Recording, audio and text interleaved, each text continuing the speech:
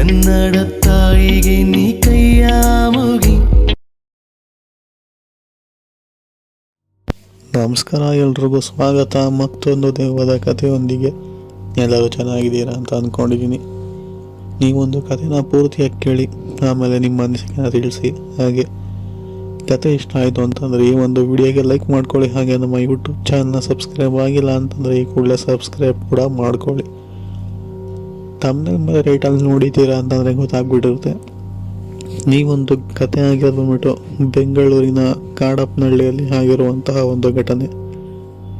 ಈ ಒಂದು ಕಾಡಪ್ಪನಹಳ್ಳಿ ಬೆಂಗಳೂರಿನ ಔಟ್ಸ್ಕರ್ಟ್ಸ್, ಅಂದರೆ ಬೆಂಗಳೂರಿಂದ ಒಂದು 30-35 ಕಿಲೋಮೀಟರ್ ದೂರ ಇರುವಂತಹ ಒಂದು ಜಾಗ ಅಂತಲೇ ಹೇಳ್ಬೋದು. ಸೊ ಈ ಒಂದು ಜಾಗ ನೋಡೋಕ್ಕೆ ಕಾಡಿನ ಪ್ರದೇಶ ಅಂತಲೇ ಹೇಳ್ಬೋದು. ಸೊ ಈ ಒಂದು ಘಟನೆನ ನಮಗೆ ತಿಳಿಸ್ಕೊಡೋ ಹೆಸರು ಬಂದ್ಬಿಟ್ಟು ಶ್ರೀಕಂಠ ಅಂತ ಹೇಳಿ. ಇವರ ಒಂದು ಜೀವನದಲ್ಲಿ ಆದಂತಹ ಕೆಲವೊಂದು ಇನ್ಸಿಡೆಂಟ್ಗಳು, ಆ ಒಂದು ಜಾಗದಲ್ಲಿ ಆಗಿರುವಂತಹ ಇನ್ಸಿಡೆಂಟ್ಗಳನ್ನ ತಿಳಿಸ್ಕೊಟ್ಟಿರುವಂಥದ್ದು. ಅವರು ನಮಗೆ ಯಾವ ಥರ ತಿಳಿಸ್ಕೊಟ್ಟಿದ್ದಾರೋ ನಾನು ಕೂಡ ನಿಮಗೆ ಅದೇ ರೀತಿ ತಿಳಿಸ್ತಾ ಹೋಗ್ತೀನಿ. ಎಲ್ಲೂ ಕೂಡ ಸ್ಕಿಪ್ ಮಾಡಬೇಡಿ, ಪೂರ್ತಿಯಾಗಿ ಕೇಳಿ. ಇವರು ಹೇಳಿರೋ ಪ್ರಕಾರ ಬೆಂಗಳೂರಿನ ಕಾಡಪ್ಪನಹಳ್ಳಿ ಬೆಂಗಳೂರಿಂದ ಒಂದು 30-35 ಕಿಲೋಮೀಟರ್ ದೂರ ಇರುವಂತಹ ಒಂದು ಊರು, ಬೆಂಗಳೂರು ಔಟ್ಸ್ಕರ್ಟ್ಸ್ಗೆ ಸೇರಿಕೊಳ್ಳುವಂತಹ ಒಂದು ಊರು. ಸೊ ಇವರು ಮೂಲತಃ ನಾವೊಂದು ಕಾಡಪ್ಪನಹಳ್ಳಿಯಿಂದ ಮುಂದೆ ಹೋದರೆ ಮತ್ತೊಂದು ಬೇಗೂರು ಅಂತ ಸಿಗುವಂಥದ್ದು, ಅಂದರೆ ಬೇಗೂರಲ್ಲಿ ಇವರು ವಾಸವಾಗಿರುವಂಥದ್ದು. ಸೊ ಅಲ್ಲಿಂದ ಕಾಡಪ್ಪನಹಳ್ಳಿ ಮುಖಾಂತರ ಮುಂದಕ್ಕೆ ಹೋದರೆ ಸ್ವಲ್ಪ ಹೊಸಕೋಟೆಯ ಕೂಡ ಕನೆಕ್ಟ್ ಆಗುವಂತಹ ರೋಡು ಅಂತ ಹೇಳಿರುವಂಥದ್ದು. ಸೊ ಆ ಒಂದು ದಾರಿಯಲ್ಲಿ ಇವರು ಶ್ರೀಕಂಠ ಅನ್ನೋರು ಅವ್ರ ಗಾಡಿ ತಗೊಂಡು ಸುತ್ತಬೇಕಾದ್ರೆ ಆ ಒಂದು ಕಾಡಪ್ಪನಹಳ್ಳಿ ಏನಿದೆಯಲ್ಲ, ಸೊ ಅದು ಸ್ವಲ್ಪ ಕಾಡು ರೀತಿಯ ದಾರಿ ಆಗಿರುತ್ತೆ. ಸೊ ಆ ಒಂದು ದಾರಿ ಮುಖಾಂತರ ಹೋಗಬೇಕಾದ್ರೆ ಈ ಒಂದು ಇನ್ಸಿಡೆಂಟು ತುಂಬ ಜನಕ್ಕೆ ಆಲ್ರೆಡಿ ಆಗಿದೆ. ಅಂದರೆ ತುಂಬ ಜನಕ್ಕೆ ಈ ಒಂದು ಇನ್ಸಿಡೆಂಟ್ ಕಾಟ ಕೊಟ್ಟಿರೋವಂಥದ್ದು. ಸೊ ಇವರು ಕೂಡ ಆ ಒಂದು ಘಟನೆಗಳೆಲ್ಲ ಗೊತ್ತಿದ್ರು ಕೂಡ ಇವರು ಗಾಡಿನ ಎತ್ಕೊಂಡು ಅದೇ ದಾರಿಯಾಗಿ ಓಡಿಸ್ಕೊಂಡು ಹೋಗ್ತಿರ್ತಾರೆ. ಆ ಸಮಯದಲ್ಲಿ ಇವ್ರಿಗೆ ಆ ಒಂದು ಕಾಡು ಏನಿದೆಯಲ್ಲ ಒಂದು ಸ್ವಲ್ಪ ವಿಚಿತ್ರ ಅನ್ಸೋದಕ್ಕೆ ಶುರು ಆಗುತ್ತೆ. ಯಾಕೆಂತಂದರೆ ದಾರಿ ಆ ಥರ ಇರುವಂಥದ್ದು ತುಂಬಾ ಚಿಕ್ಕ ರೋಡು ಅಂತಲೇ ಹೇಳ್ಬೋದು. ಸುತ್ತಮುತ್ತ ಗಾಡಿ ಓಡಾಡೋದು ಕೂಡ ಸ್ವಲ್ಪ ಕಮ್ಮಿನೇ ಆ ಒಂದು ಟೈಮಲ್ಲಿ. ಸೊ ಇವರು ಬಿಟ್ಟಂತಹ ಸಮಯ ಒಂದು ಸುಮಾರು 8 ಗಂಟೆ ಆಗಿರ್ಬೋದೇನೋ. ಅದಾದಮೇಲೆ ಆ ಒಂದು ದಾರಿಯಲ್ಲಿ ಹೋಗಿ ಆ ಒಂದು ಕಾಡಪ್ಪನಹಳ್ಳಿ ಅಂತ ಇದೆಯಲ್ಲ, ಸೊ ಅಲ್ಲಿ ಮುಂದೆ ಹೋಗ್ತಿದ್ದಂಗೆ ಒಂದು ಚಿಕ್ಕದಂತಹ ಬೆಟ್ಟ ಸಿಗುವಂಥದ್ದು, ಅಂದರೆ ಚಿಕ್ಕ ಬೆಟ್ಟ ಬಂಡೆ ಅಂತಲೇ ಹೇಳ್ಬೋದು. ಸೊ ಗಾಡಿನ ಇಳಿಸ್ಬಿಟ್ಟು ಆ ಒಂದು ಬಂಡೆ ಮೇಲೆ ಹೋಗ್ತಾರೆ. ಸೊ ಆ ಸಮಯದಲ್ಲಿ ಇವ್ರು ಯಾಕೆ ಆ ಥರ ಧೈರ್ಯ ಮಾಡಿದ್ರು ಅಂತ ನನಗಂತೂ ಗೊತ್ತಿಲ್ಲ. ಬಂಡೆ ಮೇಲೆ ಹೋಗಿ ನಿಂತ್ಕೊಂಡು ಸುತ್ತ ನೋಡಿದ್ರೆ ಚಿಕ್ಕದು ಬಂಡೆ ಆಗಿರೋ ಕಾರಣ ಸುತ್ತ ನೋಡ್ತಾರೆ. ಸುತ್ತಮುತ್ತ ಎಲ್ಲ ಕೂಡ ಬರೀ ಕಾಡೇ ಕಾಣುವಂಥದ್ದು.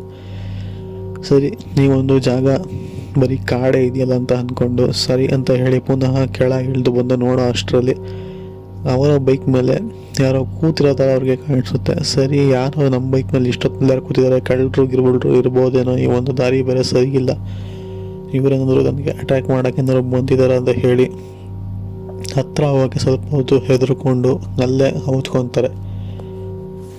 ತುಂಬ ಹೊತ್ತು ಹಚ್ಕೊಂಡೇ ಇರ್ತಾರೆ. ಅವರ ಗಾಡಿ ಮೇಲೆ ಕೂತಿರೋಂಥವ್ರ ಮುಂದೆ ಎದ್ದೋಗೋದೇ ಇಲ್ಲ, ಆ ಗಾಡಿ ಮೇಲೆ ಕೂತಿರ್ತಾರೆ. ಸರಿ ಅಂತ ಹೇಳಿ ಇವರು ಕೂಡ ಪಕ್ಕದಲ್ಲಿರುವಂಥ ಕಲ್ಲನ್ನ ತೆಗೆದು ದೂರ ಎಸಿತಾರೆ.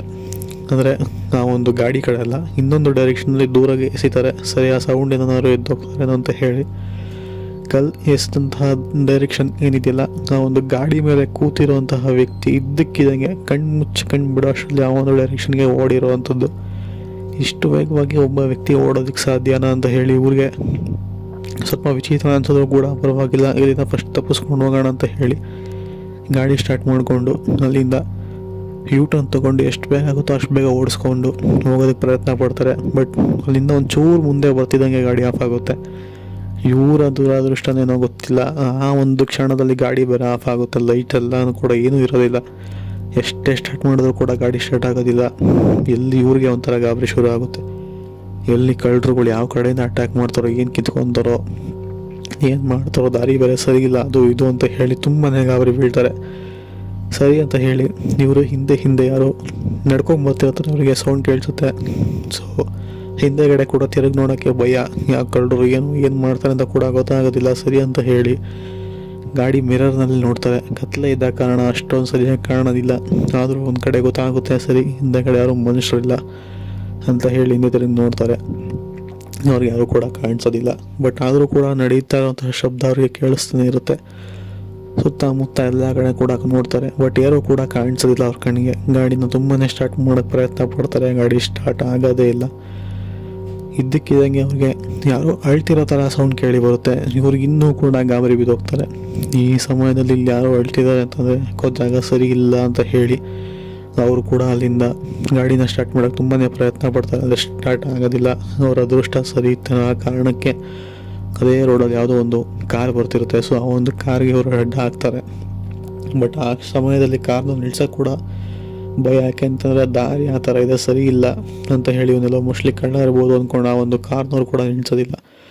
ಅದಾದ್ಮೇಲೆ ಇವರು ಜೋರಾಗಿ ಕೂಗಿ ಗಾಡಿ ಕಿಟ್ಟೋಗಿದೆ ಅದು ಇದು ಅಂತ ಹೇಳಿ ಕಾರ್ನ ಆಗೋ ಹೀಗೋ ಮಾಡಿ ಅಡ್ಡ ಹಾಕ್ತಾರೆ. ಅಡ್ಡ ಹಾಕಾದ್ಮೇಲೆ ಡ್ರೈವರ್ನ ಹಿಡಿದು ಗಾಡಿ ಕೆಟ್ಟೋಗಿದೆ ಅಂತ ಹೇಳಿ ಟಾರ್ಚ್ ಆನ್ ಮಾಡಿಕೊಂಡು ಎಲ್ಲ ಕೂಡ ಸರಿ ಮಾಡಿ ಲೂಸ್ ಆಗಿರೋದು ಆ ಒಂದು ನಟ್ಟನ್ನ ಕೂಡ ಟೈಟ್ ಮಾಡಿ ಗಾಡಿ ಸ್ಟಾರ್ಟ್ ಆಗುತ್ತೆ. ಸೊ ಅಲ್ಲಿಂದ ಹೊರಟು ಬಂದು ಬೆಳಕು ಸಿಕ್ಕಿದಂಗೆ ನಿಲ್ಲಿಸ್ಬಿಟ್ಟು ನಿಮಗೆ ಎಲ್ಲಾದರೂ ಎಕ್ಸ್ಪೀರಿಯೆನ್ಸ್ ಆಗಿದೆ ಅಂತ ಹೇಳಿ ಆ ಒಂದು ಕಾರ್ ಡ್ರೈವರ್ನ ಕೇಳ್ತಾರೆ.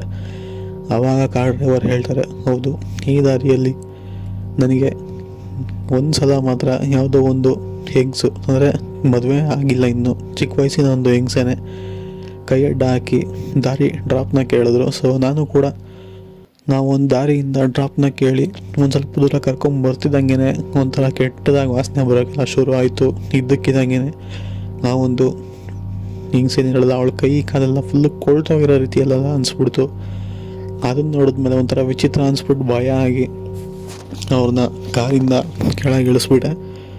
ಸೊ ಒಂದು ಸ್ವಲ್ಪ ಮುಂದೆ ಹೋಗಿ ನೋಡಿದ್ಮೇಲೆ ಆ ಒಂದು ಹೆಂಗ್ಸ್ ಏನಿರಲ್ಲ, ಸೊ ಅವಳು ಇದ್ದಕ್ಕಿದ್ದಂಗೆ ಮಾಯ ಆಗಿರೋವಂಥದ್ದು. ಅಲ್ಲಿ ಯಾವುದು ಮನೆಯೂ ಇರಲಿಲ್ಲ, ಯಾವುದೇ ಥರ ದಾರಿನೂ ಇರಲಿಲ್ಲ. ಆದರೆ ನೋಡೋಕೆ ಚೆನ್ನಾಗಿದ್ದಂತಹ ಹೆಂಗಸು ಇದ್ದಕ್ಕಿದ್ದಂಗೆ ಮೈಕೈ ಎಲ್ಲ ಕೊಳ್ತೋಗೋ ರೀತಿಯಲ್ಲಿ ಒಂಥರ ವಾಸನೆ ಬರೋದಕ್ಕೆ ಶುರು ಆಯಿತು. ಇದು ನನಗಾಗಿರುವಂತಹ ಒಂದು ಹಾರರ್ ಇನ್ಸಿಡೆಂಟ್ ಅಂತ ಹೇಳಿ ಆ ಒಂದು ಕಾರ್ ಡ್ರೈವರ್ ಕೂಡ ತಿಳಿಸ್ಕೊಡ್ತಾನೆ. ಸೊ ಇವರು ಕೂಡ ಸರಿ ಈ ಸಮಯದಲ್ಲಿ ಇದೆಲ್ಲ ಇರೋದು ಸರಿ ಇಲ್ಲ, ಇಲ್ಲಿಂದ ಹೋಗೋಣ ಅಂತ ಹೇಳಿ ಅಲ್ಲಿಂದ ಬಿಡ್ತಾರೆ. ಇದು ಆಗಿರುವಂತಹ ಒಂದು ಘಟನೆ. ಇಷ್ಟ ಆಗಿದೆ ಅಂತ ಅಂದ್ಕೊಂಡಿದ್ದೀನಿ. ಮತ್ತೊಂದು ಕಥೆಯೊಂದಿಗೆ ಅಲ್ಲಿವರೆಗೂ take care, good bye friends.